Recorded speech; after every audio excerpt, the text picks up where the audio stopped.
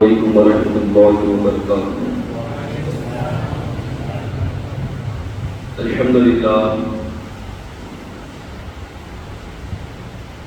الحمدللہ وحدہ والصلاة والسلام علی من لا نبی بعد اما بعد۔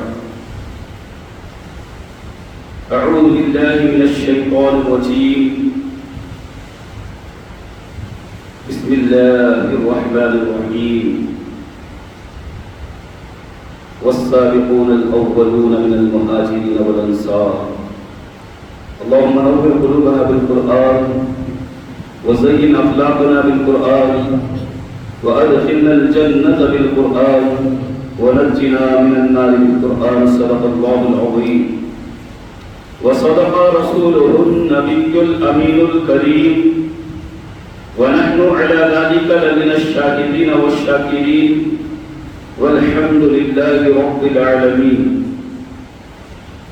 بادہ توحید کے مت والوں، غوث اعظم کے جانثاروں، آئیے کچھ عرض معروف سے قبل ہمارا مل کر انیس بے کسا چارہ ساز درد مندہ وقار دو جہاں سرور کون و مکا مالک ایوان ہم غریبوں کے برگزار سجدے ابرار و اخیار دونوں عالم کے مالک و مختار انیس الغریبین مراد المشتاقین جان عالمین شفیع المذنبین فخر آدم و بنی آدم خلیفۃ اللہ اعظم باعث ایجاد عالم منبع جود و سخا صبح کائنات کے شمس الضحیٰ شام کائنات کے بدر الدجا محمد عربی روح الہ صلی اللہ تعالی علیہ وسلم کی بارگاہ میں جس طرح سے میں پڑھاتا ہوں، آپ سب مل کر میرے ساتھ پڑھیے۔ الصلاۃ والسلام علیک یا رسول اللہ،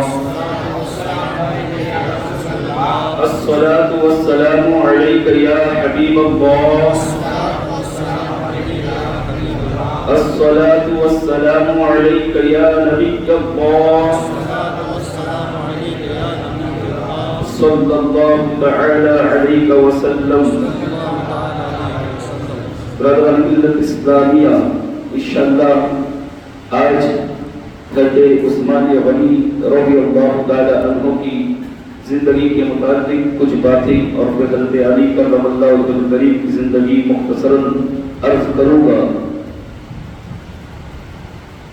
کل ہم نے سیدنا عثمان غنی رضی اللہ تعالیٰ عنہ کی شہادت سماعت کی، خلافت سماعت کی کہ کس طرح سے آپ کو خلیفہ بنایا گیا اور آپ کی زندگی کیسے گزر رہی تھی۔ یقیناً حضرت عثمان غنی رضی اللہ تعالیٰ عنہ کا مقام بھی آپ نے سماعت کیا کہ ایک خوبی ایسی ہے جو حضرت آدم علیہ السلام سے لے کر میرے آقا علیہ السلام کے تک جتنے نبی گزرے ان میں سے کسی نبی کے امتی کو وہ خوبی نہیں ملی جو سیدنا عثمان غنی رضی اللہ تعالیٰ عنہ کو ملی تھی۔ حضرت عثمان غنی رضی اللہ تعالیٰ عنہ نے 2 مرتبہ جنت خریدی ہے۔ آقا علیہ السلام کی بارگاہ سے 2 مرتبہ جنت خریدی ہے۔ میرے آقا علیہ السلام نے دونوں مرتبہ ان سے یوں کہا تھا کہ عثمان، اس کے بعد اگر تم فرائض کے علاوہ کچھ بھی نہ کرو تب بھی اللہ تبارک و تعالیٰ تمہیں جنت عطا فرمائے گا۔ برادران ملت اسلامیہ، یقیناً حضرت عثمان غنی رضی اللہ تعالیٰ عنہ ان کا مقام اتنا بلند والا ہے اور اس کے باوجود بھی آپ آقا علیہ السلام سے بے انتہا محبت کرتے ہیں۔ یقیناً آپ اللہ کے رسول تاجدار مدینہ صلی اللہ علیہ وسلم کی جتنی عظمتیں آپ کے دل میں تھیں، سوچنا ہے مسلمانوں کہ ہمارے دل میں بھی وہ عظمتیں ہیں یا نہیں ہے۔ ایک مرتبہ آپ سے پوچھا گیا کہ کسی نے پوچھا ہے عثمان آپ بڑے ہیں یا اللہ کے رسول صلی اللہ علیہ وسلم؟ عمر میں حضرت عثمان غنی بڑے تھے 2 سال، اس لیے پوچھا گیا کہ آپ بڑے ہیں یا اللہ کے رسول صلی اللہ علیہ وسلم بڑے ہیں؟ تو جواب سیدھا سیدھا ہوتا کہ میں بڑا ہوں، لیکن تعظیم اس جملے کو کہنے کی اجازت نہیں دیتی، اس لیے حضرت عثمان غنی رضی اللہ تعالی عنہ کا جواب سنو، کہاں بڑے تو سرکار ہی ہے، صرف میں ان سے پہلے پیدا ہوا ہوں. کیا چلتا ہے؟ سوچو کیا ادب کا تقاضا ہے. ہم جب ادب کی بات کرتے، تعظیم کی بات کرتے تو کچھ لوگوں کو برا لگتا ہے. صحابہ کرام رضوان اللہ علیہم اجمعین کا ادب دیکھیں، کس قدر ادب کر رہے ہیں. جہاں بڑے تو وہی ہیں، صرف میں ان سے پہلے پیدا ہوا ہوں.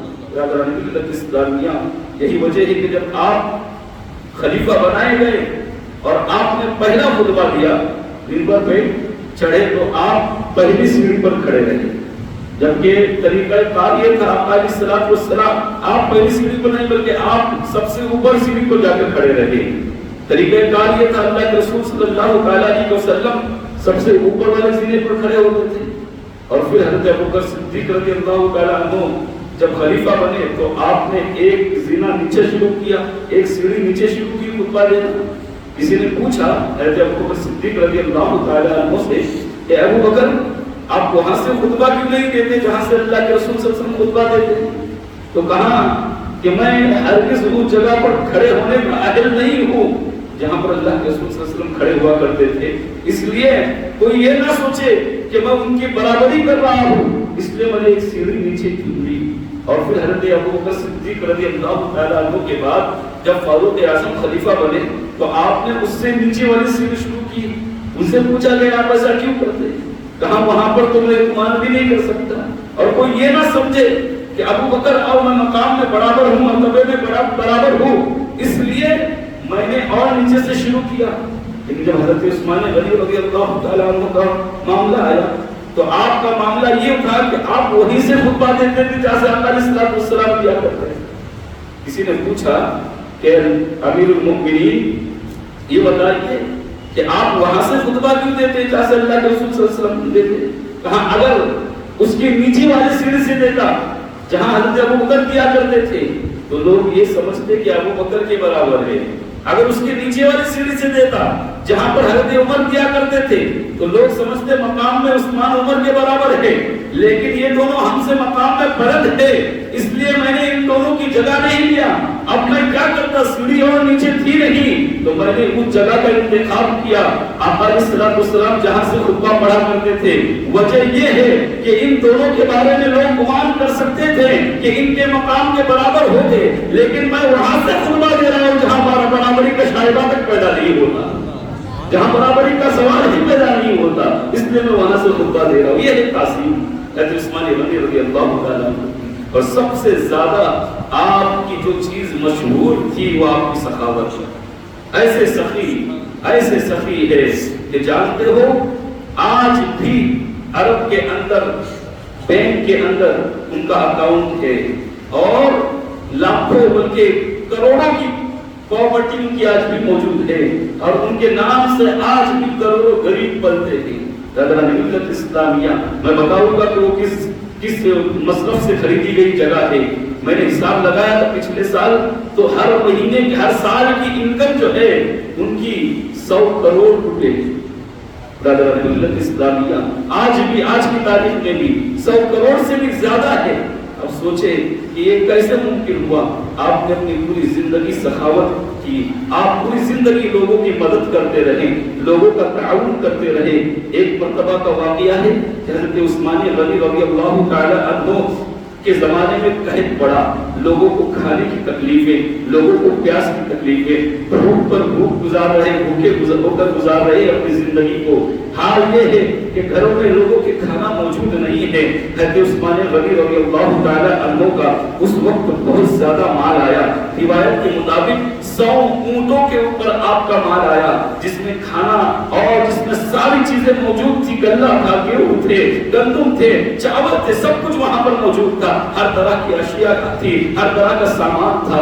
سب اونٹ بھر کر جب آیا آپ کا تو لوگ جو تاجر ہیں، جو تجارت کرنے والے تھے، بزنس مین تھے، وہ حضرت عثمان غنی رضی اللہ تعالی عنہ کے دروازے پر پہنچ گئے کہ حضرت عثمان غنی پتہ نہیں کہاں سے اتنا مال لے کر آئے گے، آج موقع ہے ہم کما لیں گے، عثمان غنی سے ہم سستا خریدیں گے اور مارکیٹ کے اندر مہنگا بیچیں گے. اس لیے کیونکہ گندم کی کمی ہے لوگ ایسا کرتے ہیں. حالانکہ ایسا نہیں کرنا چاہیے. لوگوں کی مجبوری کا فائدہ نہیں اٹھانا چاہیے. مسلمانوں ہم نے دیکھا کورونا کے پیریڈ میں بھی لوگوں نے یہی کام کیا تھا. لوگوں लोगों ने लोगों की मजबूरी का फायदा उठाया था, कम दामों की चीजों को महंगा से महंगा बेच रहे थे। मिल्लत इस्लामिया ये दुनिया का दस्तूर होता है। जितने बड़े बड़े ताजिर थे उस्मान गनी रज़ियल्लाहु ताला अन्हु की खिदमत में हाजिर हुए और हाजिर होने के बाद कहने लगे, हुजूर आपने जो माल लाए हैं, आपने जो आपके दरवाजे पर जो सब ऊंट आए हैं, लिहाजा हम चाहते हैं कि आपसे खरीदे, आप उसकी कीमत लगाइए, हम आपको जो कीमत में आपने खरीदा है अब उससे डबल देने के लिए तैयार है। हज़रत उस्मान और सुनना, हज़रत उस्मान गनी रज़ियल्लाहु ताला अन्हु ने कहा, नहीं मेरी बोली लग चुकी है, मैं इसको बेच चुका हूँ और इसका मामला यूं है कि तुम डबल की बात करते हो, जिसने खरीदा है उसने इससे ज्यादा देने का वादा किया है। अल्लाहु अकबर। हज़रत उस्मान गनी रज़ियल्लाहु ताला अन्हु का जवाब सुनकर वो लोग कहने लगे कि हुजूर हम 3 गुना ज्यादा देंगे, कहा उससे भी ज्यादा का वादा किया है, कहा 4 गुना ज्यादा देंगे, कहा उससे भी ज्यादा का वादा किया है, कहा 5 गुना ज्यादा देंगे, कहा उससे भी ज्यादा का वादा किया है। लोग हैरत में पड़ गए, एक ऐसे मुमकिन है एक चीज जिसको खरीद कर लाया गया उसका डबल मांगा जाएगा, ज्यादा से ज्यादा डबल मिलेगा, 5 गुना हमने लगाया उसके बावजूद भी हज़रत उस्मान गनी कह रहे हैं कि उससे ज्यादा का मुझसे वादा किया गया है और उससे ज्यादा की बोली लग चुकी है। सारे लोग अपने घरों पर चले गए वापस। हज़रत उस्मान गनी रज़ियल्लाहु ताला अन्हु जब सुबह हुई ना तो लोगों के दरमियान मुनादी ने निदा कर लगाई कि जिसके घरों में अनाज नहीं है, जिसके पास खाने का सामान नहीं है, हज़रत उस्मान गनी रज़ियल्लाहु ताला अन्हु ने अपने गोदाम का दरवाजा खोल दिया है, जो भी चाहे जिसको भी जितना चाहे वो उस गोदाम से हासिल कर सकता है और अपने घर ले जा सकता है। वो ताजिर जो कल तक सोच रहे थे कि हज़रत उस्मान गनी को न जाने कौन सी पार्टी हाथ लग गई है, न जाने किसने इतनी बड़ी बोली लगाई है, लिहाजा वो हज़रत उस्मान गनी रज़ियल्लाहु ताला अन्हु के पास आए। आने के बाद अर्ज करने लगे, हुजूर क्या मामला है, समझ में नहीं आया, माजरा क्या है, आपके पास हमने 5 गुना ज्यादा की बोली लगाई थी और आप कह रहे थे इससे भी ज्यादा की बोली लगाई है और आपका हाल ये है कि आपने उसे फ्री में तकसीम करना शुरू किया है, मुफ्त में देना शुरू किया है, गरीबों की मदद करना शुरू किया है। तो कहा हज़रत उस्मान गनी रज़ियल्लाहु ताला अन्हु ने कि सुनो मैंने गलत नहीं कहा था, मैंने जो भी कहा था सही कहा था। वजह ये है कि मेरे रब का वादा है कि जो अल्लाह की राह में एक खर्च करेगा अल्लाह डबल नहीं, टिबल नहीं, चौपल नहीं, 5 गुना ज्यादा नहीं बल्कि 10 गुना ज्यादा अता फरमाएगा। और इसी पर बस नहीं बल्कि खुलूस और लिल्लाहियत है तो अल्लाह तबारक व तआला पे हिसाब अता फरमाएगा।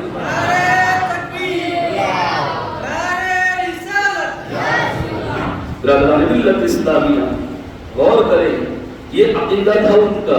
और जब वो खर्च करते थे जिसकी बुनियाद पर आज तक सफी कहे जाते थे उस्मान गनी, इसलिए दुआ किया करो कि अल्लाह दौलत दे तो हज़रत उस्मान गनी का सदका भी अता करे, उनकी जैसा दिल भी अता करे।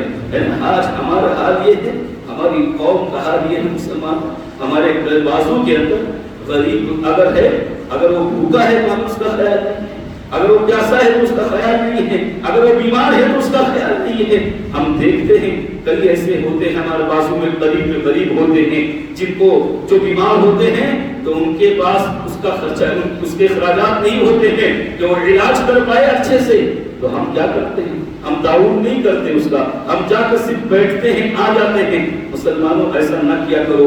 आप जिस तरह से शादी में मान पाकिट देते हैं लोगों को, जब जाते हैं तो खाना खाकर आते हैं, तो ये सिस्टम शुरू करो कि जब भी आपके करीब कोई गरीब बीमार हो जाएगा और आपको पता चलेगा, आप पूरी मदद ना करें, कुछ तो ताउन कर सकते हो या नहीं कर सकते, कुछ तो दे सकते हो या नहीं दे सकते, अल्लाह की राह में देना शुरू करो। ये दिल जब अल्लाह की राह में देने लग जाएगा ना, मुसलमानों सच कहता हूँ, इस दिल को सुकून तभी मिलेगा जब अल्लाह की राह में देते रहोगे। अल्लाह की राह में लुटाना शुरू कर दो, अल्लाह की राह में अगर एक दोगे अल्लाह 10 गुना ज्यादा तुम्हें अता फरमाएगा। और ये मेरे रब का वादा है मुसलमानों, रब का वादा कभी झूठा नहीं हो सकता। दुनिया वालों का वादा झूठा हो सकता है लेकिन मेरे रब का वादा कभी झूठा नहीं हो सकता। मिल्लत इस्लामिया अपने अड़ोस पड़ोस वालों का ख्याल रखा करो कि कौन जो है ऐसा है जिसके घर में कभी ऐसा भी होता है कि चूल्हा नहीं जल रहा है, तो उसका ख्याल रखा करो, उसको खाने का सामान पहुंचा दिया करो। लेकिन हमारी कौम का हाल ये है, अल्लाह रहम करे कि अगर सगा भाई है और उसकी बीवी अगर मायके चले गई है ना, تو بیوی کے ڈر سے اپنی بیوی کے ڈر سے سگے بھائی تک کھانا نہیں پہنچاتی. یہ ہو رہا ہے کہ نہیں ہو رہا ہے؟ یہ سچ ہے کہ نہیں ہے؟ وہ باپ بیچارہ سوچتا ہے کہ میں ہوٹل سے کھاؤں گا. 7 دن کی 5 دن کی بات ہوتی ہے. ہمارے یہاں زیادہ تو نہیں جاتی عورتیں میگی کھاتے ہیں, اتنے کم دن جاتی ہیں. لیکن مسلمانوں, کیا تمہارے بھائی کو 5 دن اور 7 دن کھانا نہیں کھلا سکتے؟ وہی بھائی ہے نا جو سگا بھائی ہے تمہارا, جس کے لیے بچپن میں تم لڑا کرتے تھے, جس کے لیے بچپن میں جب تم چھوٹے تھے تو جسے اگر کوئی گالی دے دے تو تمہاری آستین چڑھا کرتی تھی. برادران ملت اسلامیہ, بیوی آنے کے بعد تم اتنے بدل کیسے گئے؟ بیوی آنے کے بعد تمہارا رویہ اتنا تبدیل کیسے ہو گیا کہ اپنے سگے بھائی کو تم نہیں پوچھ رہے ہو؟ مسلمانوں, اپنے بھائیوں کو کھانا کھلاؤ. غوث اعظم رضی اللہ تعالیٰ عنہ کہتے ہیں کہ میں نے نیکیوں کی تمام فہرست کو چیک کر لیا, سب کو الٹ پلٹ کر دیکھا نیکیوں کے دفتر کو, تو میں نے دیکھا کہ لوگوں کو کھانا کھلانے سے بہتر کوئی نیکی میں نے نہیں پائی. لوگوں کو کھانا کھلانے سے بہتر کوئی نیکی نہیں پائی. برادران ملت اسلامیہ, آپ کے گاؤں میں اگر کوئی دوپہر کا وقت ظہر کی نماز پڑھنے آپ آتے ہو تو دیکھو اپنے مسجد کے اندر کوئی ایسا فقیر بیٹھا ہے, کوئی غریب بیٹھا ہے جو مسافر ہے, اگرچہ اس کے پاس پیسے ہیں, لیکن ایک طریقہ کار بناؤ کہ اس کو پوچھو کھانا کھایا کہ نہیں, کیونکہ وہ آیا ہے ہمارے گاؤں میں, ہمارے گاؤں کا مہمان, تو لہٰذا اس سے پوچھو اور اس کو کھانا کھلاؤ. یقیناً وہ جب اس گاؤں سے جائے گا نا تو اس گاؤں کی تعریف کرے گا اور کہے گا اس شہروں میں ہوتا ہے, ہمارا گاؤں تو محبتوں والا گاؤں ہے نا. یقیناً آپ سوچو, شہروں میں آپ 1 بجے کے وقت بھی جاؤ گے نا تو کھانا کھانے نہیں پوچھیں گے, کہیں گے شربت منگاؤ, چائے پلائیں گے اور بھگا دیں گے. لیکن گاؤں میں تو محبت والے لوگ رہتے ہیں نا, گاؤں میں ایسا نہیں کرتے. برادران ملت اسلامیہ, میں نے جو بات کہی اس پر توجہ دے, اپنے بھائیوں کا خیال رکھے. جب بھی ان کی فیملی اگر مائکے چلے جائے تو یہ آپ کی ذمہ داری ہے کہ اس کے کھانے کا انتظام کرے, اس لیے کہ 1 دن 2 دن زیادہ سے زیادہ ہوٹل کا کھانا اچھا لگتا ہے, گھر کا کھانا ہوتا ہے. برادران ملت اسلامیہ, لوگوں کا خیال کیا کرے. حضرت عثمان غنی رضی اللہ تعالیٰ عنہ کی زندگی سے ہمیں یہی سبق ملتا ہے کہ آپ ہر وقت آپ سخاوت کیا کرتے تھے, ہر وقت لوگوں کا تعاون کیا کرتے تھے. ایک مرتبہ ایک شخص اللہ کے رسول تاجدار مدینہ صلی اللہ علیہ وسلم کی بارگاہ میں حاضر ہوا اور عرض کرنے لگا, یا رسول اللہ صلی اللہ علیہ وسلم, میری ایک بیٹی ہے جس کا نکاح ہے, جس کی شادی کرانی ہے مجھے, میرے پاس پیسے نہیں ہیں. اللہ کے رسول تاجدار مدینہ صلی اللہ علیہ وسلم نے کہا, جاؤ عثمان کے پاس اور وہاں جا کر ان سے لے لو, ان سے کہو آپ وہ ضرور دیں گے. کہا یا رسول اللہ صلی اللہ علیہ وسلم, کیا آپ کا نام لینا پڑے گا؟ کہا نہیں, صرف سلام کر دینا, وہ سمجھ جائیں گے مومن بھائی ہے, مسلمان بھائی ہے, آپ کی مدد کریں گے, آپ کا تعاون کریں گے. وہ شخص گیا, حضرت عثمان غنی رضی اللہ تعالیٰ عنہ کے دروازے کے پاس کھڑا تھا. اندر سے ڈانٹنے کی آواز آ رہی تھی. جانتے ہو ڈانٹ کس بات پر رہے تھے؟ حضرت عثمان غنی رضی اللہ تعالیٰ عنہ اپنے نوکر کو اس بات پر ڈانٹ رہے تھے کہ کھانے میں چند کھڑے نمک کے تم نے زیادہ ڈال دیے ہیں. کہاں اگر وہ کم ڈالتے تو اگلے کھانے میں یہ کام آ جاتے.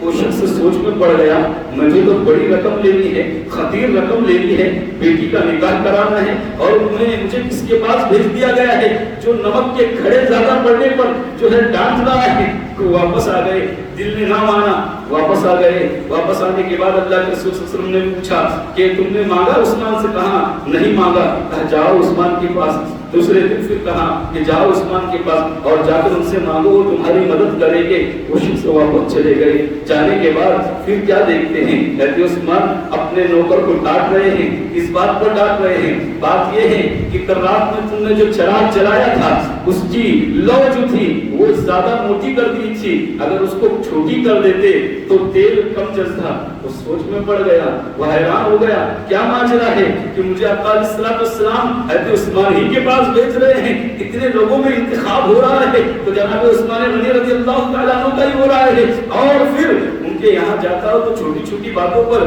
ڈانٹتے ہوئے نظر آ رہے ہیں. واپس آئے. واپس آنے کے بعد پھر دوسرے دن اللہ کے رسول صلی اللہ علیہ وسلم کی بارگاہ میں پہنچے. کہا عثمان کے پاس گئے تھے؟ کہاں گئے تھے؟ کہاں کچھ دیا؟ کہاں مانگا ہی نہیں, دیتے کیسے؟ کہا میں کہتا ہوں جاؤ تم, یقیناً وہ تمہاری مدد کریں گے. اللہ اکبر. جب تیسری مرتبہ حضرت عثمان غنی رضی اللہ تعالیٰ عنہ کے دربار میں پہنچ کر گھر کے پاس پہنچے تو حضرت عثمان غنی نے 2 مرتبہ ان کو دیکھ لیا تھا. فوراً کہا کہ تم آپ اندر آ جائیے. وہ اندر آئے، سلام کیا، حضرت عثمان غنی نے سلام کا جواب دیا، کہا 2 دن سے میں آپ کو دیکھ رہا ہوں کہ آپ دروازے پر آتے ہیں واپس چلے جاتے ہیں، وجہ کیا ہے؟ کہا وجہ یہ ہے کہ میں آپ کے پاس اپنی بیٹی کا نکاح کرانا ہے، جس کی بنیاد پر میرے پاس کچھ بھی نہیں ہے، میرے پاس دولت نہیں ہے، میرے پاس رقم نہیں ہے، سرمایہ نہیں ہے، میں آپ سے تعاون کے غرض سے آتا تھا، لیکن کچھ وجوہات کی بنیاد پر واپس چلا جاتا تھا۔ کہاں کہ اتنا سننا تھا، حضرت عثمان غنی رضی اللہ تعالیٰ عنہ نے اپنی تجوری کی چابی اس کے ہاتھ میں دی، کہاں یہ تجوری ہے، اس کی چابی سے اس تجوری کو کھولو اور تمہیں جتنی رقم کی ضرورت ہے وہاں سے اٹھا دو۔ اس نے تجوری کھولا اور دیکھا کہ رقم بہت زیادہ ہے، ہمارے اور آپ کے ایسا نہیں تھا وہ کہ جتنی زیادہ ہے وہ ضرورت سے زیادہ اٹھا لو، نہیں، بلکہ وہ تھے بھی اللہ کے رسول صلی اللہ علیہ وسلم کے پروردہ، لہذا انہوں نے اتنا ہی اٹھایا جتنی کہ ان کو ضرورت تھی۔ اٹھانے کے بعد حضرت عثمان غنی رضی اللہ تعالی عنہ نے ان کے لیے شربت منگایا، وہ شربت پی رہے تھے، حضرت عثمان غنی کو دیکھ رہے تھے، تعجب میں تھے، مجھے جتنی رقم چاہیے تھی اتنی رقم حضرت عثمان غنی سے مل گئی، لیکن کل کے اور پرسوں کے واقعات نے انہیں جوڑ کر رکھ دیا تھا، وہ حیرت میں تھے۔ حضرت عثمان غنی رضی اللہ تعالی عنہ کو بار بار دیکھ رہے تھے۔ حضرت عثمان غنی رضی اللہ تعالی عنہ نے پوچھا کہ آپ بار بار مجھے کیوں دیکھ رہے ہو، وجہ کیا ہے؟ کہا معاملہ سمجھ میں نہیں آتا، ماجرا سمجھ میں نہیں آتا، میں پرسوں بھی آیا تھا، میں کل بھی آیا تھا، پرسوں آپ نمک کے چند کھڑے زیادہ ہونے پر ڈانٹ رہے تھے، کل جو ہے چراغ کلو موٹی ہونے پر ڈانٹ رہے تھے، اور جب آپ نے مجھے میں نے جب آپ کے سامنے اپنا سوال رکھا تو آپ نے مجھے بے حساب عطا کیا، وہاں پر اتنی چھوٹی چھوٹی باتوں کا حساب لے رہے تھے، ماجرا سمجھ میں نہیں آیا۔ تو حضرت عثمان غنی رضی اللہ تعالیٰ عنہ کا جواب سننا، انہوں نے کہا تھا کہ سنو، جب میں پرسوں نمک کے گھڑے پر ڈانٹ رہا تھا وجہ یہ تھی کہ وہ اپنا معاملہ تھا، کل جب چراغ کی لو پر ڈانٹ رہا تھا معاملہ یہ تھا کہ وہ اپنا معاملہ تھا، اپنے معاملے میں خرچ کرتا ہوں تو حساب کے ساتھ کرتا ہوں، اور جب رب کی بارگاہ میں دینا ہوتا ہے، رب کے لیے دینا ہوتا ہے تو کہ حساب دیتا ہوں۔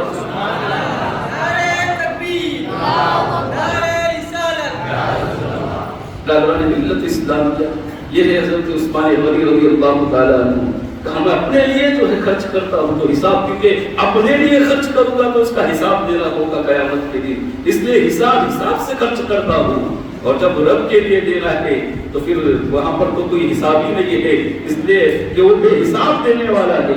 لیکن ہمارا ہاتھ جو ہے چھوٹا پڑ گیا، غریب یہ نہیں، یہ ضروری نہیں ہے مسلمانوں ہم غریب ہیں تو ہم کیسے دیں، آپ اپنی حیثیت کے مطابق دیں، اب اپنی حیثیت کے مطابق خرچ کریں، ضروری نہیں ہے کہ صرف امیر لوگ ہی دیں گے، نہیں، بلکہ آپ بھی چاہتے ہیں کہ اللہ آپ کو بے حساب دے، آپ غریب ہی صحیح لیکن آپ اللہ کی راہ میں خرچ کرنا شروع کر دو، اللہ تبارک و تعالی آپ کی کمائی میں برکتیں عطا فرمائے گا، ہے نا۔ میں جب کچھ باتیں بتاتا ہوں کچھ لوگوں کو تو کہتے ہیں کہ ہم روز صبح 10 روپے نکالتے ہیں، 15 روپے نکالتے ہیں، 50 روپے نکالتے ہیں، تو میں کہتا ہوں کہ وہ کیوں نکالتے ہو؟ یقیناً اپنی جان کا صدقہ نکالنا چاہیے، لیکن تم وہ بھی نکالتے ہو تو اپنی جان کے صدقے کے لیے نکالتے ہو، اپنے لیے نکالتے ہو، اس میں بھی مقصد یہی ہوتا ہے کہ میں اپنے لیے نکال رہا ہوں کہ یہ 10 نکالوں گا اور کسی غریب کو دوں گا تو میرا سفر آسان ہوگا، میری جان مال کا، میرے اولاد کا صدقہ نکل جائے گا۔ ملت اسلامیہ صدقہ نکالتے رہنا چاہیے، لیکن کبھی کبھی تو اس لیے بھی نکالا کرو کہ میرا رب راضی ہو جائے، کبھی صرف اس لیے دے کر تو دیکھو آپ کہ رب راضی ہو جائے۔ ملت اسلامیہ اس میں بھی نکالا کرو، صدقہ بھی نکالا کرو، اور ساتھ میں اللہ کی راہ میں اس لیے بھی کیا کرو کہ اللہ راضی ہو جائے۔ حضرت عثمان غنی رضی اللہ تعالی عنہ نے 12 سال آپ کا دور خلافت رہا، 12 سال آپ خلیفہ رہے، اور روایت میں آتا ہے کہ ابتدائی 6 سال تو اس قدر حسین انداز میں آپ نے خلافت کا کو انجام دیا نا کہ لوگ کہتے تھے کہ حضرت عمر فاروق رضی اللہ تعالی عنہ سے بھی بہتر خلیفہ ملے گا، کیونکہ بڑے نرم دل تھے نا، تو اس حضرت عمر فاروق رضی اللہ تعالی عنہ سخت تھے، تو معاملہ یوں تھا کہ جو گورنر تھے وہ لوگ جو ہیں وہ کڑک رہتے تھے، وہ برابر ٹائٹ رہتے تھے اس معاملے کے اندر، لیکن جیسے حضرت عثمان غنی رضی اللہ تعالی عنہ جو خلیفہ بنے تو جو گورنر کو چھوٹ مل گئی،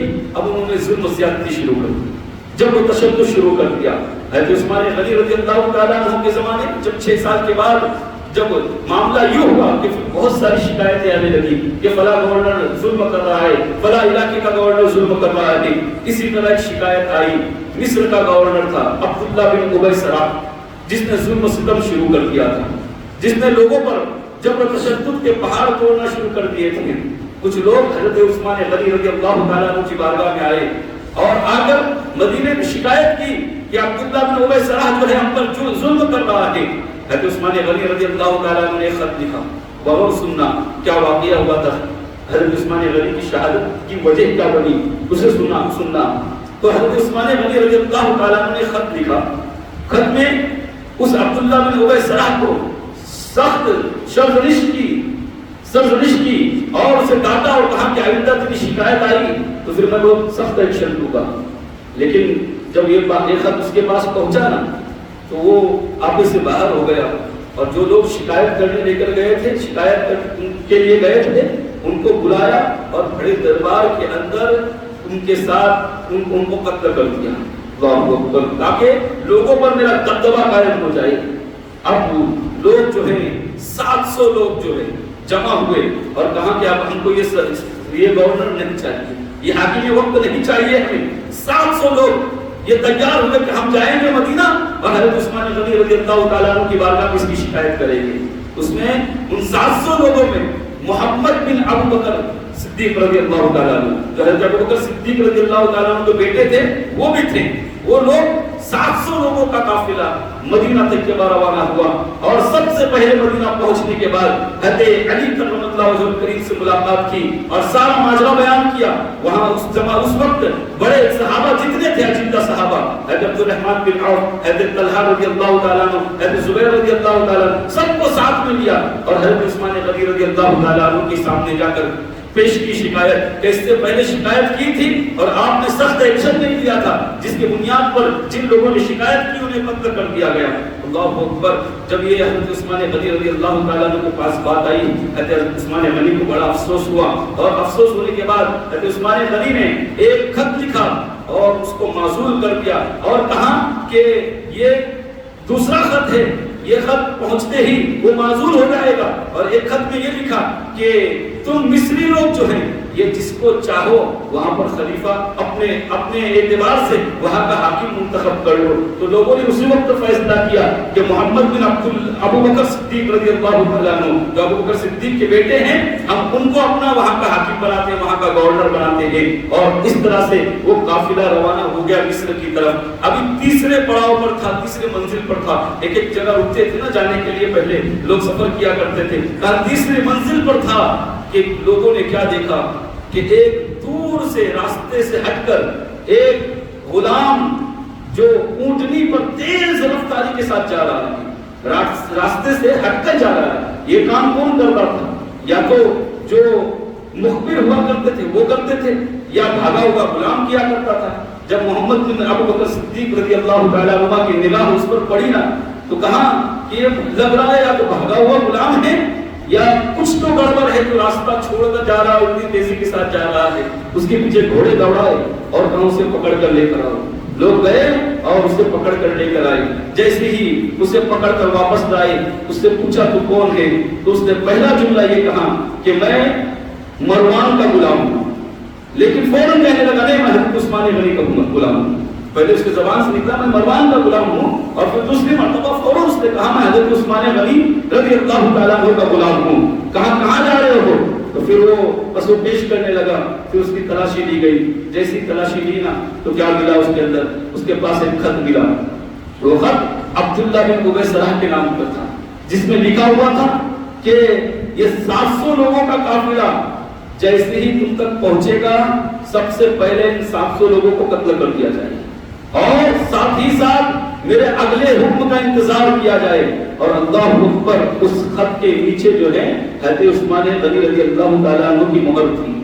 اب یہ لوگ حیران ہو گئے کہ یہاں پر تو ہم کو کہا گیا محمد بن ابو بکر کو خلیفہ بناؤ، گورنر بناؤ، اور پھر وہاں پر حال یہ ہے کہ وہاں عبداللہ بن ابی سرح کو اس طرح کا حکم دیا جا رہا ہے کہ ان کو قتل کر دیا جائے اور میرے اگلے حکم کا انتظار کیا جائے۔ یہ لوگ پھر پلٹ کر مدینہ آئے اور سارا ماجرا حضرت علی کرم اللہ وجہہ کریم کو بتایا۔ حضرت علی کرم اللہ وجہہ کریم کے سامنے رکھا، اجندہ صحابہ کے سامنے رکھا، سب پھر مل کر حضرت عثمان غنی رضی اللہ تعالیٰ عنہ کے پاس اس غلام کو لے کر گئے۔ جیسے ہی اس غلام کو حضرت عثمان غنی رضی اللہ تعالیٰ عنہ کے سامنے پیش کیا، پوچھا کہ یہ کون ہے؟ حضرت عثمان غنی رضی اللہ تعالیٰ عنہ نے کہا یہ تو میرا غلام ہے. کہا اس کے پاس خط ملا ہے. خط دیکھا گیا تو خط پڑھتے پڑھتے حضرت عثمان غنی رضی اللہ تعالیٰ عنہ کے پیروں تلے زمین کھسکنے لگی. وہ سوچ میں پڑ گئے یہ خط تو میرا نہیں. کہا مہر کس کی ہے؟ کہا یقیناً مہر میری ہے. لیکن حضرت عثمان غنی رضی اللہ تعالیٰ عنہ جب پڑھا تو کہا یقیناً میں اللہ وحدہ لا شریک کی قسم کھا کر کہتا ہوں یہ خط میں نے نہیں لکھا ہے, یہ لکھنے والا میں نہیں ہوں. پھر کہا کس نے لکھا؟ مہر آپ کی ہے, غلام آپ کا ہے. کہا واللہ مجھے نہیں پتا اس بارے میں کہ یہ خط کس نے لکھا ہے. پھر لوگ جمع ہونے لگے. لوگوں نے سوچا کہ دیکھتے ہیں تحریر پڑھتے ہیں, تحریر میچ کرتے ہیں, رائٹنگ میچ کرتے ہیں کہ کس سے رائٹنگ ملتی ہے.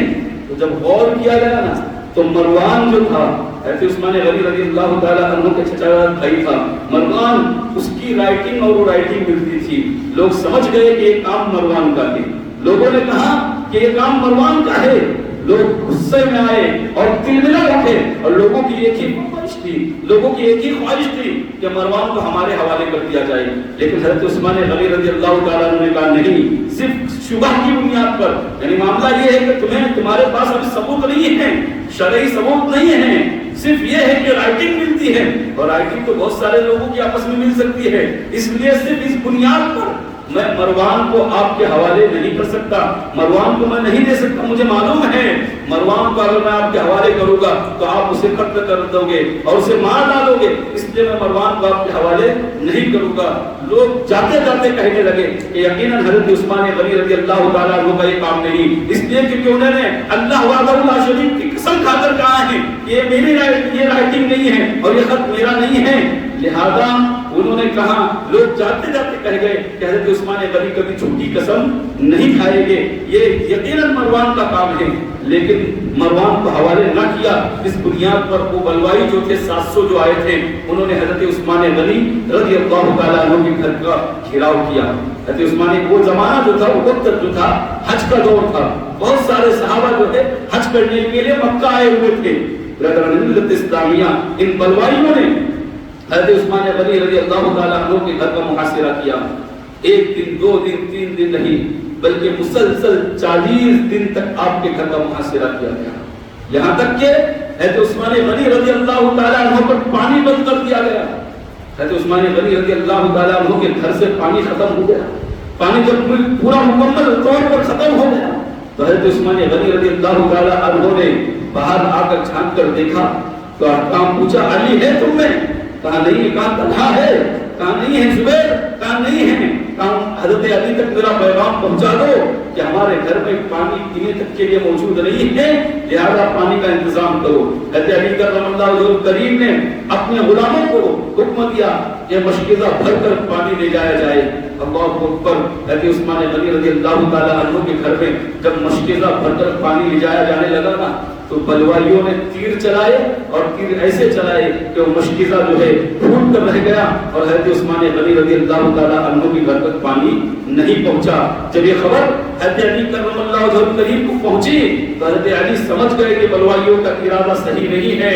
آپ نے اپنے بیٹے حضرت امام حسن, اپنے دوسرے بیٹے حضرت امام حسین رضی اللہ تعالیٰ اپنے غلام قنبر کو اور بھی بہت سارے صحابہ کو, صحابہ کے بیٹے کو جو ہیں وہ حضرت عثمان غنی رضی اللہ تعالیٰ عنہ کے دروازے پر کھڑے کیا اور کہا کہ کسی بھی حالت میں یہ بلوائی جو ہے حضرت عثمان غنی کے گھر کے اندر نہ جانے پائے. اللہ اکبر.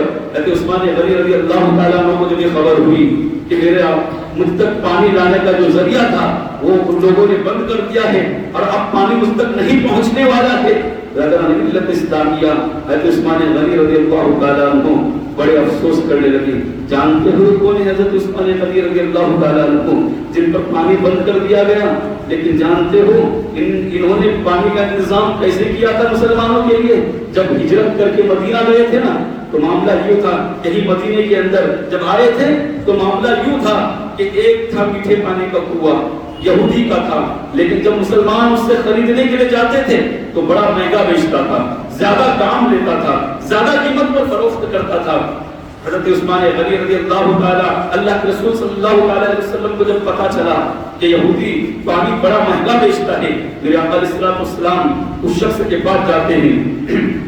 جانے کے بعد اس سے کہتے ہیں کہ تم اس کنویں کو بیچوگے مجھے، اس کنویں کے بدلے میں تمہیں جنت کا ایک باغ عطا فرماؤں گا۔ ملت اسلامیہ اس یہودی نے کہا کہ میں تو پہلی بات تو آخرت کی جو باتیں ہیں آپ کی وہ میں مانتا نہیں، اور رہی بات یہ کہ میری روزی روٹی کا ذریعہ ہے میں نہیں بیچ سکتا اسے۔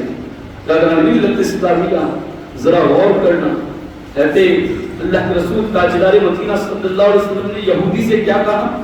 یوں کہا کہ اس کنویں کے بدلے میں جنت میں باغ عطا کروں گا تجھے، جنت میں باغ عطا کروں گا۔ میں پوچھنا چاہتا ہوں کہ کوئی بھی انسان بغیر ملکیت کے کوئی شے بیچ سکتا ہے؟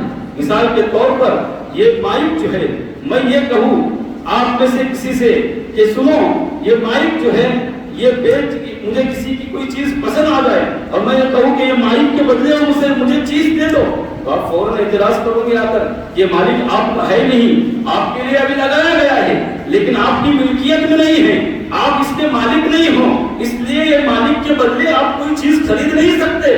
برادران ملت اسلامیہ مثال آپ کو سمجھ میں آ گئی ہوگی کہ بغیر ملکیت کے کوئی چیز آپ خرید نہیں سکتے، کسی کو کوئی چیز دے کر وہ بغیر ملکیت، اگر وہ آپ کی ملکیت میں نہیں ہے تو آپ دوسری چیز لے نہیں سکتے۔ آقا فرما رہے ہیں کہ اے یہودی جنت میں میں تجھے باغ دوں گا اور اس باغ کے بدلے یہ کنواں مجھے دے دے۔ گویا مجھے پہلے دیا جائے کہ اللہ کے رسول صلی اللہ علیہ وسلم صرف جنت ہی نہیں ہے بلکہ مالک جنت ہے، اسی وجہ سے کہہ رہے ہیں کہ جنت تجھے عطا کروں گا، اس کے بدلے مجھے کنواں عطا کرنا۔ برادران ملت اسلامیہ ان کی ملکیت ہے جنت، جس کی بنیاد پر کہہ رہے ہیں اگر ملکیت نہ ہوتی تو عطا نہیں کرنے کا کہتے ہیں۔ آقا علیہ الصلوۃ والسلام جنت کے مالک ہے، اسی لیے کہہ رہے ہیں کہ جنت دے دے اور اس کے جنت دیتا ہوں اس کے بدلے کنواں دے دے۔ اور اس سے بڑی بات بتا دوں، میں پوچھنا چاہتا ہوں کہ کوئی یہودی جنت میں جائے گا؟ کوئی یہودی جنت میں جائے گا؟ آج کا یہودی جنت میں نہیں جائے گا، لیکن آقا علیہ الصلوۃ والسلام نے کہا اے یہودی اگر کنواں مجھے دے دے گا تو میں جنت میں تجھے باغ دوں گا۔ گویا اللہ کے رسول صلی اللہ علیہ وسلم بتا رہے ہیں کہ اگر تو کنواں دے گا تو نہ صرف تجھے جنت دوں گا بلکہ تجھے ایمان بھی عطا فرماؤں گا۔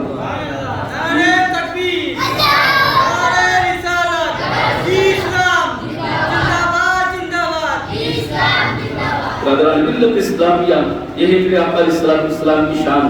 بہرحال عرض یہ کر رہا تھا جب اس نے انکار کر دیا حضرت عثمان غنی رضی اللہ تعالیٰ عنہ کو اس کی خبر ہوئی، حضرت عثمان غنی رضی اللہ تعالیٰ عنہ کو معلوم ہوا، حضرت عثمان غنی فوراً پہنچے اس یہودی کے پاس اور پہنچ کر اس یہودی سے کہا کہ یہ کنواں مجھے بیچ دے، اس کے عوض میں تو جو مانگے گا وہ قیمت عطا کروں گا، جو مانگے گا منہ مانگی قیمت۔ کیونکہ حضرت عثمان غنی کا عقیدہ تھا کہ آقا علیہ الصلوۃ والسلام نے جنت دینے کی بات کہی ہے، یقیناً جنت عطا کریں گے، وہ مالک جنت ہے اس لیے جنت بھی دیں گے، یہ صحابہ کا عقیدہ تھا۔ برادران ملت اسلامیہ اس یہودی نے پہلے تو انکار کیا، جب کہا منہ مانگی رقم لے لے تو اس نے کہا کہ یہ تو میری روزی روٹی کا ذریعہ ہے، ایک کام کرتا ہوں تم جو کہہ رہے ہو نا تو اس کو مہنگے قیمت پر تو دوں گا، لیکن ایک دن جو ہے کنواں تمہارا ہوگا اور ایک دن کنواں میرا ہوگا، ایک دن جو ہے کنواں تمہارا ہوگا اور ایک دن کنواں میرا ہوگا۔ کہاں حضرت عثمان غنی رضی اللہ تعالیٰ عنہ نے کہا بہت اچھی بات ہے، 10 گنا زیادہ رقم دے کر وہ کنواں خریدا۔ کنواں خریدنے کے بعد ایک دن حضرت عثمان غنی کا کنواں اور ایک دن حضرت اس یہودی کا کنواں۔ اب معاملہ یوں ہوا کہ جس دن حضرت عثمان غنی رضی اللہ تعالیٰ عنہ کی باری آتی نا تو حضرت عثمان غنی رضی اللہ تعالیٰ عنہ مسلمانوں سے کہتے کہ مسلمانوں جاؤ اور 2 دن کا پانی بھر کر رکھ دو، ایک دن کا نہیں، کیونکہ آج میری باری، آج کنواں میرا ہے، تو 2 دن کا کیا پانی بھر کے رکھ دو۔ تو اس دن مسلمان سب جاتے کنویں پر اور 2 دن کا پانی بھر کر رکھ دیتے، اور جس دن پھر یہودی کی باری آتی کوئی خریدنے ہی نہیں جاتا، پھر تیسرے دن حضرت عثمان غنی کی باری آتی، کوئی یہودی سر پٹکتے رہ گیا کہ کس سے سودا کر دیا میں نے۔ کتنے بڑے تاجر تھے، ذرا سوچو کہ کتنا دماغ تھا تجارت کے اندر آپ کو۔ تو وہ یہودی نے کہا پھر حضرت عثمان غنی کے پاس آ کر کہ کچھ رقم مجھے اور دے دو اور پورا پورا کے پورا آپ خرید کر آپ لے لو پورا پورا۔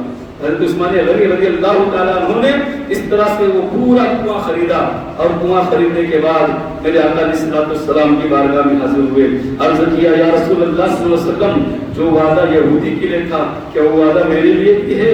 اللہ کے رسول صلی اللہ علیہ وسلم نے فرمایا ہاں اے عثمان وہ وعدہ تمہارے لیے بھی ہے، کہاں آج سے یہ کنواں میں مسلمانوں کے لیے وقف کرتا ہوں، مسلمان جب تک مدینے میں رہے اس میٹھے پانی کی کنویں سے سیراب ہوتے رہے اور اس میٹھے پانی کو پیتے رہے برادران ملت اسلامیہ۔ لیکن آج حال یہ ہے کہ اسی مدینے کے اندر حضرت عثمان غنی پر پانی بند کر دیا گیا۔ یہ کوئی چھوٹی موٹی شہادت نہیں ہے، ہم نے سب کے عرس کو یاد رکھا لیکن حضرت عثمان غنی رضی اللہ تعالیٰ عنہ کے عرس کو بھول گئے۔ مسلمانوں ان کا بھی عرس منایا کرو، ان کی بھی یاد منایا کرو۔ حضرت عثمان غنی رضی اللہ تعالیٰ عنہ پر ایک دن نہیں، 2 دن نہیں، 40 دن تک مسلسل پانی بند رہا ہے۔ جنہوں نے مدینے کے مسلمانوں کے لیے پانی کا انتظام کیا ہے آج ان پر پانی بند کر دیا گیا تھا۔ اللہ اکبر۔ حضرت عثمان غنی رضی اللہ تعالیٰ عنہ کے پاس اس وقت بھی اتنے غلام تھے کہ سب جو ہے اپنے آپ کو ہتھیاروں سے لیس کر کے حضرت عثمان غنی کے پاس آئے اور کہنے لگے کہ امیر المؤمنین حکم دیجئے، یہ جو بلوائی آج اڑ رہے ہیں اتنے زیادہ اس کی وجہ یہ ہے کہ آپ کلمے کا پاس رکھتے ہو، آپ کلمے کا لحاظ رکھ رہے ہو جس کی وجہ سے اتنے اڑ رہے ہیں، ورنہ یہ وہ تھے جو ہماری تلواروں سے ڈر کر جو ہیں یہ بھاگتے تھے، لہذا یہ وہ آج بھی ہمارے تلواروں کے سامنے ٹکنے والے نہیں ہیں۔ آپ حکم دیں ابھی تو ابھی ہم ان سے جنگ کر کے ان کو دور بھگا دیتے ہیں۔ لیکن حضرت عثمان غنی رضی اللہ تعالیٰ عنہ نے کہا کہ تم کیا سمجھتے ہو تم میری طرف سے لڑو گے اور میں شہادت کا جام پینے سے بچ جاؤں گا؟ نہیں، میرے آقا نے مجھے پہلے ہی بتا دیا ہے کہ عثمان ایک دن آنے والا ہے جب تم کو تمہارے ہی گھر میں شہید کر دیا جائے گا۔ مجھے لگتا ہے وہ دن قریب آ چکا ہے، لہذا میں نہیں چاہتا کہ مسلمانوں کے درمیان آپس میں نا اتفاقی ہو، آپس میں لڑائی ہو۔ میں حدیث اس بات کی اجازت نہیں دیتا۔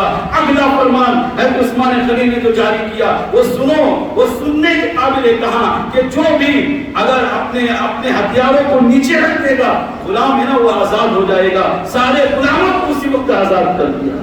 ملت اسلامیہ حضرت عثمان غنی رضی اللہ تعالیٰ عنہ کی بارگاہ میں بہت سارے صحابہ بھی پہنچے، کہنے لگے کہ آپ حکم دیں تو ہم ان سے لڑتے ہیں، لیکن حضرت عثمان غنی رضی اللہ تعالیٰ عنہ نے کہا نہیں، مسلمانوں کے درمیان آپس میں تفریق ہو یہ مجھے گوارا نہیں ہے۔ جب محاصرہ بڑھ گیا اور 40 دن ہوئے اور ان بلوائیوں کو کوئی طریقہ نظر نہیں آیا، ان بلوائیوں کو کوئی راستہ نظر نہیں آیا، کیونکہ امام حسن امام حسین پہلا دے رہے تھے سامنے، کون جا سکتا تھا ان کے سامنے سے؟ ان کو جب کوئی راستہ نظر نہ آیا تو محمد بن ابی بکر صدیق رضی اللہ تعالیٰ عنہ اور ان کے ساتھ 2 شخص جو ہیں یہ پڑوس کے مکان میں گئے اور اس کی چھت پر چڑھے اور پھر اس کی چھت سے دوسری چھت پر، دوسری سے تیسری، اس طرح چھتوں کو بدلتے ہوئے حضرت عثمان غنی رضی اللہ تعالیٰ عنہ کی چھت پر آئے، اور ان کی چھت پر آنے کے بعد پھر وہ گھر میں داخل ہوئے چھت کے اوپر سے، اور پھر حضرت عثمان غنی رضی اللہ تعالیٰ عنہ کے گھر میں آنے کے بعد دیکھا سیدنا عثمان غنی رضی اللہ تعالیٰ عنہ قرآن کی تلاوت کر رہے ہیں، قرآن پڑھ رہے ہیں۔ ایسے حالت میں ان لوگوں نے حضرت عثمان غنی رضی اللہ تعالیٰ عنہ پر حملہ کیا۔ حملہ اس قدر زور سے تھا کہ آپ کی روح قفص منصری سے پرواز کر گئی، آپ کے جسم سے خون کا ایک چھینٹا اڑا۔ آپ قرآن پڑھ رہے تھے، سامنے لکھی ہوئی آیت تھی فَسَيَكْفِيكَهُمُ اللَّهُ، اس پر جا کر گر گیا۔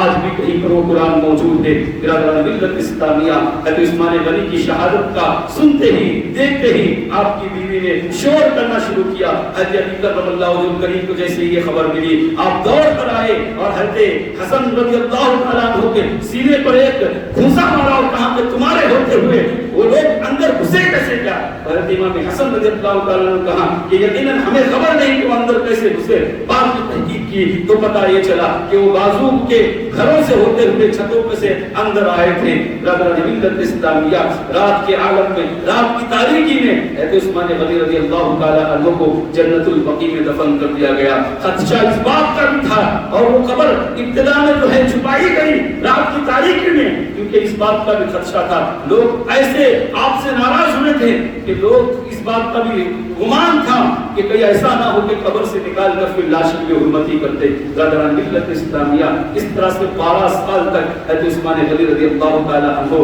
خلیفہ رہے۔ حضرت عثمان غنی رضی اللہ تعالیٰ عنہ کے بعد، انتقال کے بعد اب معاملہ یہ ہوا کہ اب خلیفہ کون بنے گا؟ تو یہاں حضرت علی کرم اللہ وجہ الکریم جانتے تھے کہ اب میرے علاوہ کوئی نہیں ہے جو خلافت کا دعوے دار یا حقدار ہو، لہذا حضرت علی کرم اللہ وجہ الکریم نے فوراً یہاں پر خلافت کا اعلان کیا۔ حضرت طلحہ، حضرت زبیر، حضرت عبد الرحمن، ان سب صحابہ کرام نے آپ کے ہاتھوں پر بیعت کی اور حضرت علی کرم اللہ وجہ الکریم اس طرح سے چوتھے خلیفہ منتخب کر دیے گئے۔ برادران ملت اسلامیہ، حضرت علی کرم اللہ وجہ الکریم پھر وہاں سے کوفہ رہنے کے لیے چلے گئے۔ یہاں پر جو مدینے کی صحابہ تھے جب حج سے واپس آئے تو ان لوگوں نے حضرت علی کرم اللہ وجہ الکریم سے کہا کہ ہمیں عثمان غنی رضی اللہ تعالی عنہ کے قاتلین سے بدلہ چاہیے، اور حضرت عثمان غنی کو جن لوگوں نے قتل کیا ہے، قتل کرنے میں حضرت صدیق اکبر رضی اللہ تعالی عنہ کے بیٹے گئے ضرور تھے لیکن انہوں نے قتل نہیں کیا۔ ایک بات یاد رکھنا، حضرت محمد بن ابو بکر صدیق رضی اللہ تعالی عنہما جو گئے ضرور تھے لیکن جیسے ہی وہ گئے کہتے ہیں کہ میں حضرت عثمان غنی رضی اللہ تعالیٰ عنہ کے قریب پہنچا اور میں نے آپ کی داڑھی پکڑی تو حضرت عثمان غنی رضی اللہ تعالیٰ عنہ نے جملہ کہا کہ محمد بن ابن ابو بکر، اگر اس وقت تمہارے باپ ہوتے تو تم سوچو کہ تمہارے ساتھ کیا معاملہ کرتے۔ کہا اتنا سننا تھا کہ میں پیچھے ہٹ گیا اور میرے ساتھ جو دو ساتھی تھے ان لوگوں نے حضرت عثمان غنی پر حملہ کر دیا۔ برادران ملت اسلامیہ، تو اب معاملہ یہ تھا کہ حضرت علی کے پاس کوئی ایسی شہادت نہیں مل رہی تھی کہ کس کو قتل کیا جائے، کس کے ساتھ بدلہ دیا جائے، لہذا حضرت علی کرم اللہ وجہ الکریم اس فیصلے میں پس و پیش کر رہے تھے۔ یہاں پر صحابہ کرام رضوان اللہ تعالی مجمعین کی مانگ بڑھتے جا رہی تھی، پھر بیچ میں ایک مقام پر دونوں کا آمنا سامنا ہوا اور دونوں صحابہ کی جماعت کے درمیان ایک جنگ ہوئی تھی۔ برادران ملت اسلامیہ، اس جنگ کے بارے میں مسلمانوں یاد رکھنا، کبھی پڑھنا بھی نہیں ہے اور نہ اس جنگ کے بارے میں آپ کو ہم کو غور و خوض کرنا ہے۔ یہ بات ہم اس لیے بتا رہے ہیں کیونکہ واٹس ایپ کا دور ہے، فیس بک کا دور ہے، نہ جانے لوگ کیسے کیسے گمراہ کرنا چاہتے ہیں۔ ہمارا معاملہ یہ ہے کہ سب صحابہ حق پر ہیں، سب صحابہ کا معاملہ یہ ہے کہ سب سے اللہ راضی ہے، لہذا سب صحابہ کے ساتھ معاملہ یہ ہے کہ ہم ان کی عزت کرتے ہیں، ہم ان کی تکریم کرتے ہیں، ان کا آپس میں جو کچھ بھی ہوا تھا وہ اللہ کے حضور حاضر ہو چکے ہیں، اللہ بہتر جانے کیا معاملہ ہے ان کے ساتھ۔ ہماری حیثیت نہیں ہے کہ ہم ان کے خلاف اپنی زبان کو کھولیں، اس لیے مسلمانوں ہرگز نہیں کبھی کسی صحابی کے خلاف بکواس نہیں کرنی ہے اور نہ بکواس کو سننا ہے۔ یہ اہل سنت والجماعت کا عقیدہ ہے۔ برادران ملت اسلامیہ، حضرت علی کرم اللہ وجہ الکریم نے جب ان لوگوں سے بدلہ نہ لیا اور بلکہ جنگ ہوئی تو وہاں پر ملک شام میں حضرت امیر معاویہ رضی اللہ تعالیٰ عنہ انہوں نے بھی خلافت کا اعلان کیا۔ ان کے پاس بھی بہت بڑی فوج تھی اور ایک جنگ ان کے درمیان بھی ہوئی، اس جنگ کو بھی آپ کو پڑھنا نہیں ہے، جاننا نہیں ہے۔ برادران ملت اسلامیہ، حضرت علی کرم اللہ وجہ الکریم اس طرح سے آپ خلیفہ ہوئے۔ ایک مرتبہ کسی نے پوچھا تھا حضرت علی کرم اللہ وجہ الکریم سے کہ اے علی یہ بتاؤ کہ آپ کو اللہ کے رسول صلی اللہ علیہ وسلم نے کبھی وعدہ کیا تھا آپ سے کہ آپ میرے بعد خلیفہ بنو گے؟ تو سنو حضرت علی کرم اللہ وجہ الکریم نے جواب دیا تھا، انہوں نے کہا تھا کہ یقیناً ایسا کبھی نہیں ہوا تھا، میں ابتدا سے اللہ کے رسول صلی اللہ علیہ وسلم کے ساتھ ہوں، لیکن اگر ایسا ہوا ہوتا کہ کبھی اگر آقا علیہ الصلوۃ والسلام نے بتایا ہوتا کہ اے علی میرے بعد خلیفہ تم ہوں گے تو قسم وحدہ لا شریک کی میں ابو بکر کو ہرگز خلیفہ بننے نہیں دیتا رضی اللہ تعالیٰ عنہ، اور عمر فاروق رضی اللہ تعالیٰ عنہ کو خلیفہ بننے نہیں دیتا۔ ان دونوں کو میں نے اپنی مرضی سے خلیفہ بننے دیا ہے کیونکہ میں جانتا ہوں ان کا مقام مجھ سے بلند و بالا ہے۔ برادران ملت اسلامیہ، حضرت علی کرم اللہ وجہ الکریم، اور حقیقت ہے یہ کہ اگر آقا علیہ السلام فرما دیے ہوتے نا تو علی کے اندر وہ طاقت ہے، وہ شجاعت ہے، وہ بہادری ہے. حضرت علی کرم اللہ وجہ کریم کبھی ان لوگوں کو خلیفہ بننے نہیں دیتے. کہتے ہیں کہ ایسی بات کبھی ہماری ہوئی ہی نہیں تھی، لہذا ان دونوں کو میں نے اپنی مرضی سے خلیفہ بننے دیا اور ان کے ہاتھوں پر بیعت کی. اور حضرت عثمان غنی کو جو خلیفہ بنایا، مجھ سے وعدہ لیا گیا تھا، حضرت الرحمن بن عوف نے کہا انہیں وعدے کی بنیاد پر میں نے خلیفہ منتخب کیا. لیکن اب ان کے ان تینوں کے نہ رہنے کے بعد اب جو ہے معاملہ یوں ہے کہ مجھ سے بہتر میں نہیں سمجھتا کہ کوئی خلافت کا حقدار ہو، اس لیے میں نے خلافت کا اعلان کیا. برادران ملت اسلامیہ، حضرت علی کرم اللہ وجہ کریم یقیناً آپ کی بڑی شان ہے، آپ بہت عظمتوں کے حامل ہیں، اتنے عظمتوں کے حامل ہیں کہ اللہ کے رسول تاجدار مدینہ صلی اللہ علیہ وسلم نے ایک مرتبہ جب آپ مکہ سے مدینہ ہجرت کر کے آئے تھے نا، تو آقا علیہ السلام نے ایک انصار ایک مہاجر اس طرح سے صحابہ کو آپس میں بھائی بنا دیا تھا تاکہ ان کی ضرورت کو پوری کی جائے. مہاجر سب کچھ چھوڑ کر آئے تھے، ان کے پاس کچھ بھی نہیں تھا، لہذا ایک دوسروں کی مدد کی بنیاد پر ایک دوسرے کا بھائی بنا دیا گیا تھا. تو جانتے ہو سب کو بھائی بنا دیا. حضرت علی کرم اللہ وجہ کریم بچ گئے. حضرت علی کرم اللہ وجہ کریم نے عرض کیا یا رسول اللہ صلی اللہ علیہ وسلم مجھے آپ نے کسی کا بھائی نہیں بنایا، میں تو تنہا رہ گیا ہوں. تو آقا علیہ السلام نے فرمایا اے علی انت اخی فی الدنیا والآخرہ، اے علی تو دنیا میں بھی میرا بھائی ہے اور آخرت میں بھی میرا بھائی ہے.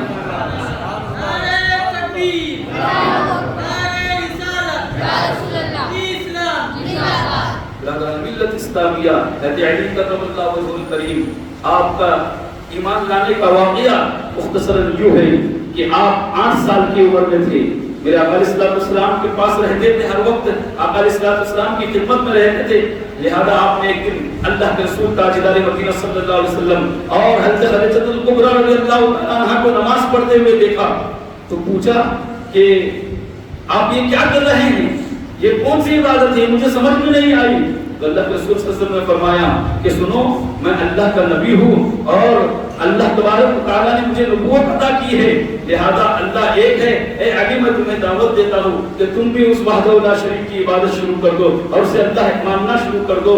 حضرت علی کرم اللہ وجہ کریم باوجود یہ کہ 8 سال کے تھے، انہوں نے کہا کہ میں ابھی یہ بہت بڑا فیصلہ ہے، دین چھوڑنا آسان تو نہیں تھا نا، کام بہت بڑا فیصلہ ہے، میں اپنے باپ ابو طالب سے پوچھوں گا اور پھر وہ جو فیصلہ کریں گے پھر میں بتاؤں گا آپ کو مجھے کیا کرنا ہے.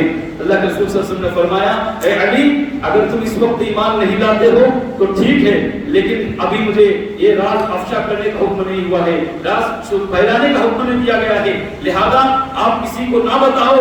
حضرت علی کرم اللہ وجہ کریم نے کہا ٹھیک ہے میں کسی کو نہیں بتاؤں گا. گئے جیسے ہی بستر پر لیٹے، ابھی سوئے ہوئے تھے نا کہ میرے آقا علیہ السلام کی تمام باتیں یاد آ رہی تھی، عبادت یاد آ رہی تھی اور بے چین تھے. پوری رات کروٹ بدلتے رہے. صبح ہوئی ویسے آقا علیہ السلام کی بارگاہ میں حاضر ہوئے، عرض کیا یا رسول اللہ صلی اللہ علیہ وسلم میں آپ کو اللہ کا رسول تسلیم کرتا ہوں، اللہ کو ایک مانتا ہوں. اور اس طرح سے آپ نے ایمان قبول کیا، اسلام لے آئے. ان 8 سال کی عمر میں اس لیے کہا جاتا ہے کہ بچوں کے اندر سب سے پہلے اگر کسی نے اسلام لائے تو حضرت علی کرم اللہ وجہ کریم ہے. قدران ملت اسلامیہ یقیناً آپ بہت بہادر تھے، آپ کی شجاعت، آپ ایسے بہادر تھے کہ ہر میدان کے اندر میرے آقا علیہ السلام ایمان لانے کے بعد جتنی جنگیں ہوئی آقا علیہ السلام کے ساتھ میں رہے، ہر جنگ کے اندر انہوں نے شرکت کی ہے. اور صرف شرکت نہیں کی بلکہ جس جنگ کے اندر جاتے تھے مشرکین مکہ کے جو ہے پرخچے اڑا دیا کرتے تھے. جانتے ہو حال یہ تھا کہ جنگ احد کے اندر جب میدان کارساز سج گیا تو عتبہ، ربیعہ اور یزید بن عتبہ یہ تینوں سامنے سے جنگ کرنے کے لیے آئے تھے. ان کے مقابلے میں حضرت امیر حمزہ اور حضرت علی کرم اللہ وجہ کریم اور حضرت ابو عبیدہ گئے تھے. دیکھا حضرت امیر حمزہ نے عتبہ پر ایسا حملہ کیا کہ ایک ہی وار میں اس کا سر تن سے جدا کر دیا. اور پھر حضرت علی کرم اللہ وجہ کریم کے مقابلے میں عتبہ کا بیٹا آیا تھا یزید، اس کا بھی سر حضرت علی کرم اللہ وجہ کریم نے تن سے جدا کر دیا. یہاں معاملہ یہ تھا کہ شیبہ جو تھا یہ تھوڑا चालाक किस्म का था, इसने अबू उबैदा पर ऐसा हमला किया कि आपको जख्मी कर दिया। जैसे ही हज़रत अली करमल्लाहु वजह करीम ने देखा कि शैबा ने अबू उबैदा को जख्मी किया है, अपने घोड़े को दौड़ाया और दौड़ाकर फौरन ऐसा हमला किया कि शैबा को भी फिन्नार करके रख दिया। मिल्लत इस्लामिया, ये बहादुरी थी आपकी। आप उम्र में कम थे लेकिन जंग उहद में मौजूद थे और जंग उहद में मुसलमानों के साथ लड़ रहे थे। इसकी पर बस नहीं, बल्कि जब जंगे खैबर का वाकया, बड़ा मशहूर वाकया है कि आका अलैहिस्सलाम ने, यहूदियों का किला था, बड़ा मजबूत किला था, इतना मजबूत किला कि उसको खैबर का किला फतह करना कोई आसान काम नहीं था। कई दिनों से मुसलमान लड़ रहे थे। हज़रत अबू बकर सिद्दीक के हाथ में भी आलम आ चुका था, हज़रत उमर फारूक भी आलम ले चुके थे। मेरे आका अलैहिस्सलाम ने एक रात फरमाया कि कल मैं ऐसे शख्स के हाथ में आलम दूंगा कि अल्लाह उसके हाथों पर फतह अता फरमाएगा। इतना सुनना था कि हज़रत अली करमल्लाहु सहाबा किराम जो है बेचैन हो गए कि पता नहीं आका अलैहिस्सलाम कल किसको आलम अता करेगी, कल झंडा किसके हाथ में देंगे और उसके हाथ पर फतह होनी मुमकिन है, क्योंकि उनका अकीदा था पहाड़ अपनी जगह से हिल सकता है लेकिन फरमाने रसूल बदल नहीं सकता। आका अलैहिस्सलाम ने जो कहा वो जरूर होकर रहेगा। मिल्लत इस्लामिया, जानते हो फिर पूरी रात सहाबा किराम की बेचैनी में गुजरी। जैसे ही सुबह हुई ना तो सहाबा किराम बारगाह रसूल में हाजिर थे और सहाबा की का आलम ये था कि हर किसी की ख्वाहिश थी कि आका आज झंडा मुझे अता करे ताकि खैबर फतह हो, फातह खैबर बनना था। तो रिवायत में आता है कि आप जिस तरह से बैठे हैं इस तरह से नहीं बैठे थे। सारे लोग जो हम तहियात में बैठते हैं और दोनों पैर को सजदों में कैसा रखते हैं ताकि ऊंचा हो जाए, इस तरह से वो सहाबा किराम बैठे थे ताकि आका की निगाह मुझ पर बढ़े और आलम मुझे दे दे। मिल्लत इस्लामिया, मेरे आका अलैहिस्सलाम ने महफिल पर नजर डाली और पूछा आइना अली इब्न अबी तालिब, अली इब्न अबी तालिब कहाँ हैं? तो सहाबा अलैहिस्सलाम से कहा गया कि या रसूलुल्लाह सल्लल्लाहु अलैहि वसल्लम, उनके आंखों में आंसू के चश्मे हैं, पानी निकल रहा है, आंखें दर्द दे रही है, इसलिए आराम कर रहे हैं। अल्लाह के रसूल सल्लल्लाहु अलैहि वसल्लम ने फरमाया जाओ और उन्हें बुला लाओ। कैसे है मेरे आका अलैहिस्सलाम, देखो शान कैसी है उनकी। लिहाजा अगर पेट दर्द होता तो बात अलग थी, सर दर्द होता बात अलग थी, आंख ही खुल नहीं रही है, आंसू में चश्मे हैं, आंख टूट रही है, आंख जिससे नजर आता है फातह खैबर बनाना है, इंतखाब ऐसे शख्स किया जा रहा है जिसकी आंखें खुल नहीं रही है। आका अलैहिस्सलाम ने हज़रत अली करमल्लाहु वजह करीम को बुलाया, बुलाने के बाद अपना लुआब निकाला, लुआब निकालने के बाद आका अलैहिस्सलाम ने हज़रत अली की आंखों में लगाया। फबसता रसूलुल्लाह सल्लल्लाहु अलैहि वसल्लम, जैसे ही हज़रत अली करमल्लाहु वजह करीम के आंखों पे लुआब दहन का लगना था, हज़रत अली फरमाते हैं ऐसा महसूस हो रहा था ये आंखें कभी दुखी मिल्लत इस्लामिया, कहा दर्द काबूल हो गया, दर्द दूर हो गया और पहले से ज्यादा अच्छा दिखाई देने लगा। मिल्लत इस्लामिया, फिर मेरे आका अलैहिस्सलाम ने कहा ए अली ये अलम लो और आज तुम फातह खैबर कहलाने वाले हो। अली करमल्लाहु वजह करीम जब अपने लश्कर को लेकर हमला करने के लिए खैबर के किले के करीब पहुंचे ना, जैसे ही वहां पहुंचे थे कि मुरहब जो किले खैबर का मालिक था उस जमाने का, जानते हो कोई छोटा इंसान नहीं था, ऐसा बहादुर था कि अरब में मशहूर था उस शख्स के बारे में, मुरहब के बारे में, कि ये शख्स ऐसा है कि अगर तन्हा एक तरफ रहे और 500 लोग इसके मुकाबले में आए तो तन्हा 500 लोगों पर भारी, इतनी ताकत का मालिक था वो मुरहब। उसने किले का दरवाजा खोला और तन्हा निकला और ऐलान करने लगा हल मिन मुबारिस, कौन है जो मुझसे जंग करेगा, कौन है जो मुझसे लड़ेगा। अली करमल्लाहु वजह करीम उसके लिए जंग के लिए निकले। रिवायत में आता है कि मुरहब के ऊपर पहला ही ऐसा वार किया कि सर जो है उसका कनपट्टी तक फटता चला गया और वो जमीन पर ढेर होकर रह गया।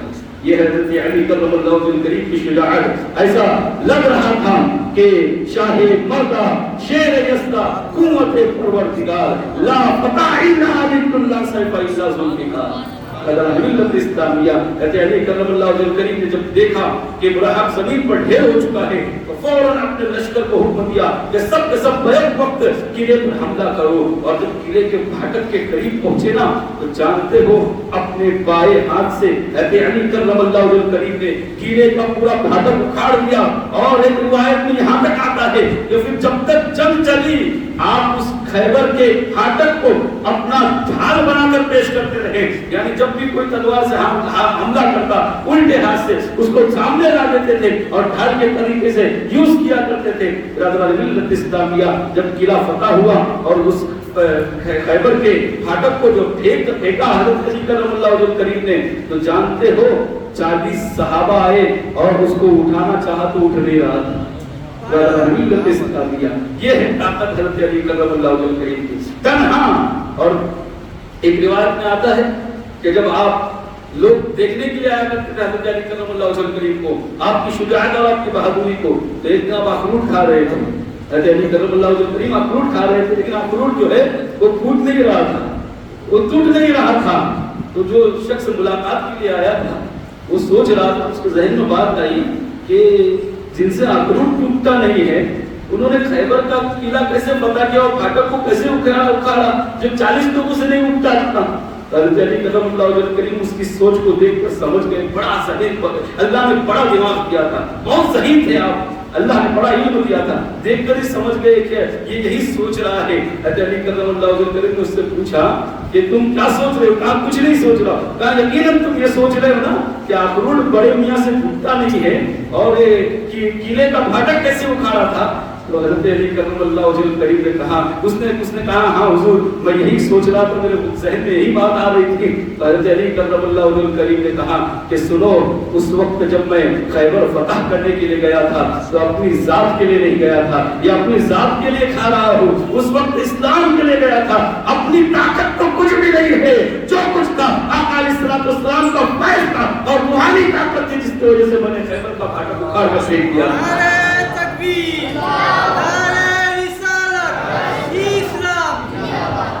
ملت اسلامیہ حضرت علی کرم اللہ وجہ کریم ہر جنگ میں شرکت کی, یہاں تک کہ جنگ خندق کے اندر بھی آپ کا معاملہ جو تھا کہ آقا علیہ الصلوۃ والسلام بیٹھے ہوئے تھے اور مدینے کی, یاد رکھنا مسلمانوں, یہ جتنی جنگیں بتا رہا ہوں نا یہ سب کے سب مدینے کے قریب ہوئی ہیں. کوئی بھی جنگ مکہ کے قریب نہیں ہوئی ہے, جتنی جنگیں ہوئی ہیں سب مدینے کے قریب ہوئی ہے. مسلمان اپنی طرف سے کبھی جنگ کرنے جاتے ہی نہیں تھے, وہ لوگ آتے تھے تو اپنا دفاع کرتے تھے مسلمان. یہی وجہ ہے نا کہ یہاں پر ہو رہی ہے. اگر مسلمان جاتے تو مکہ میں ہوتے, مشرکین مکہ میں تھے, مدینے میں مسلمان تھے. لہذا یہ ساری جنگیں, جنگ خندق دیکھو, جنگ احد دیکھو, جنگ بدر دیکھو, سب مدینے کے قریب ہوئی ہیں. لہذا پتہ یہ چلا کہ مشرکین آتے تھے جنگ کرنے کے لیے, مسلمان نہیں جاتے تھے. جنگ خندق کیا ہے؟ مدینے کے ارد گرد حضرت سلمان فارسی رضی اللہ تعالیٰ عنہ کے مشورے پر خندق کھودی گئی تھی. اس سے پہلے عرب کے اندر خندق نہیں کھودی جاتی تھی. حضرت سلمان فارسی نے کہا کہ اتنا بڑا لشکر لے کر آ رہے ہیں تو ہم خندق کھودیں گے. کہا پوچھا خندق کیا ہوتی ہے؟ کہا خندق یہ ہے کہ قلعے کے ارد گرد جو ہے ایک گہری کھائی کھودی جائے اور پھر اس کے اندر آگ جلائی جائے تاکہ, اور اوپر سے قلعے کے اوپر سے تیر کی بوچھار کی جائے تاکہ لوگ قلعے کے قریب تک بھی نہ آ سکے. لہذا اس لیے خندق کھودی جاتی تھی. حضرت نبی کریم صلی اللہ علیہ وسلم نے اس تجویز کو پسند فرمایا اور ارد گرد خندق کھودی. آقا علیہ السلام خود اپنے ہاتھوں سے کلاڑی سے پتھر توڑتے تھے اور اس خندق کے لیے. پھر آقا علیہ السلام اس وقت بھی حال یہ تھا کہ بھوکے رہتے تھے, پیٹ پہ 2 پتھر ہوتے تھے اور خندق کھود رہے تھے. اتنی آسانی سے مسلمانوں تم کو دین نہیں ملا ہے, یہ بڑی مشقتوں سے ملا ہے, بڑی پریشانیوں کے بعد تم تک پہنچا ہے. اور ہم ہیں کہ اس کی ناقدری کر رہے ہیں, ہم ہیں کہ اس دین کی اہمیت کو سمجھ نہیں رہے ہیں. مسلمانوں کب اپنی زندگی کو بدلو گے, کب اس دین کی اہمیت کو سمجھو گے؟ یہ دین جو پہنچا ہے بڑی مشقتوں کے ساتھ پہنچا ہے, بڑی تکلیفوں کے ساتھ پہنچا ہے, اذیتیں انہوں نے برداشت کی ہے جب یہ دین آپ تک پہنچا ہے اور آپ اس کو پس پشت ڈال رہے ہو. مسلمانوں یاد رکھنا, جب تک کہ تم اپنے دین کو اہمیت نہیں دو گے تمہیں کوئی اہمیت ملنے والی نہیں ہے, تمہاری کوئی حیثیت نہیں ہوگی جب تک کہ تم اپنے دین کو اہمیت نہیں دو گے.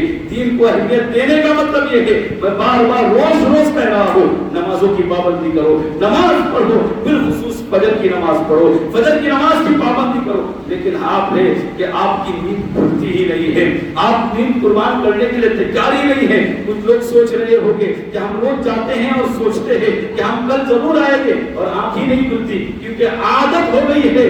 میرے آقا علیہ السلام نے فرمایا کہ جو فجر کی نماز نہیں پڑھتا ہے اور سویا رہتا ہے تو شیطان نحوست کے 3 گاٹھ اس کے گردن پر باندھ دیتا ہے۔ 3 گاٹھ جو ہے شیطان اس کے جیسے ہی سوتا ہے انسان 3 گاٹھ اس کے گردن پر باندھ دیتا ہے، لیکن جیسے ہی فجر کی نماز کے لیے انسان اٹھتا ہے نا، جیسے ہی اٹھا تو پہلی گاٹھ جو ہے، پہلی گرہ جو ہے وہ کھل جاتی ہے، پھر جب وہ وضو کرتا ہے تو دوسری گرہ کھلتی ہے، اور جیسے ہی وہ تسبیح کرتا ہے تیسری گرہ کھل جاتی ہے۔ برادران ملت اسلامیہ، میں پوچھنا چاہتا ہوں وہ لوگ جو فجر کی نماز نہیں پڑھتے تینوں گرہ اپنے گردن میں رکھتے یا نہیں رکھتے ہیں؟ پھر تینوں وہ نحوست کی گرہ آپ کی گردن میں ہوگی تو پھر آپ کو کامیابی کہاں سے ملے گی؟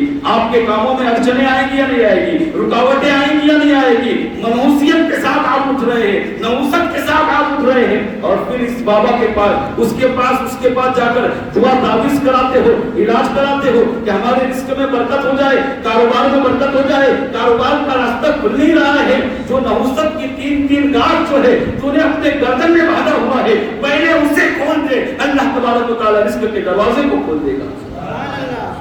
آقا علیہ السلام نے فرمایا کہ فجر کی نماز کے وقت روزی بڑھ رہی ہوتی ہے، اور مسلمان خواب غفلت میں ہوتے ہیں تو کہاں سے روزی ملے گی؟ آپ سوچ رہے ہوں گے کچھ لوگ کماتے ہیں، لیکن یاد رکھنا رزق میں برکت نہیں ہوتی ایسے لوگوں کی۔ اور جو فجر کی نماز کی پابندی کرتا ہے اگر کم بھی کمائے گا تو اللہ روزی میں برکت عطا فرمائے گا۔ مسلمانوں اٹھنا شروع کر دو نماز کے لیے، نماز کی تیاری شروع کر دو۔ الصلاۃ خیر من النوم، مؤذن پکار کر کہتا ہے نیند سے بڑھ کر نماز ہے۔ حیا علی الصلاۃ، آؤ نماز کی طرف، حیا علی الفلاح، آؤ کامیابی کی طرف۔ اور مسلمان کامیابی کسی اور کو سمجھ رہا ہے، رات بھر جاگتے ہیں۔ یہ نوجوان قوم جو ہے موبائل کے اندر نہ جانے کیا کیا دیکھتے ہوئے رات گزارتی ہے، اور پھر رات میں دیر سو گے تو صبح اٹھو گے کیسے؟ نیند کیسے کھلے گی؟ یاد رکھنا مسلمانوں، یہ ساری نحوست جو ہے یہ ہمارے ساتھ دنیا میں بھی رہے گی اور قبر تک جانے والی ہے۔ اس لیے مسلمانوں نماز کے لیے تیار رہو، نماز پڑھو۔ فجر کی پابندی جو کرے گا وہ یقین کے ساتھ کہتا ہوں پھر وہ 5 وقت تک پڑھے گا۔ فجر پڑھا کرو، فجر منافقین پر بڑی بھاری ہوا کرتی ہے، لہذا اس نفاق کو اپنے دل سے نکالو اور نماز کی پابندی کرو۔ بہرحال میں عرض یہ کر رہا تھا کہ جنگ خندق کا موقع تھا، آقا علیہ السلام نے بڑی محنت کی۔ حضرت آقا نبی کریم صلی اللہ علیہ وسلم نے جب جنگ خندق کو کھود دیا اور پھر مشرکین حملہ کرنے کے لیے آئے تو ان کو بھی بڑی نئی چیز لگی تھی، عجیب چیز لگی تھی کہ یہ کیا ہو گیا ہے، لہذا وہ قریب نہیں آئے۔ لیکن خندق کے بازو سے ایک ایسا راستہ تھا جہاں سے ایک آدمی آ سکتا تھا، لہذا عمر بن عبد عود مشرکین کی طرف سے نکلا اور اعلان کرنے لگا کہ ٹھیک ہے تم نے خندق کھودی ہے، لیکن میں ایک شخص کو تنہا دعوت دے رہا ہوں، کون ہے جو مجھ سے جنگ کرے گا؟ جانتے ہو عمر بن عبد عود کا معاملہ کیوں تھا؟ مرحب 500 آدمی کا مانا جاتا تھا، اور عبد عود وہ تھا جو 1000 سوار پر تنہا بھاری تھا۔ 1000 سوار پر، اس کے بارے میں کہا جاتا تھا کہ 1000 سواروں کو جتنی طاقت ہے اتنی عبد عود کو ہے، عمر بن عبد عود کو ہے۔ میرے آقا علیہ السلام کے بازو میں حضرت علی کرم اللہ وجہہ قریب بیٹھے ہوئے تھے۔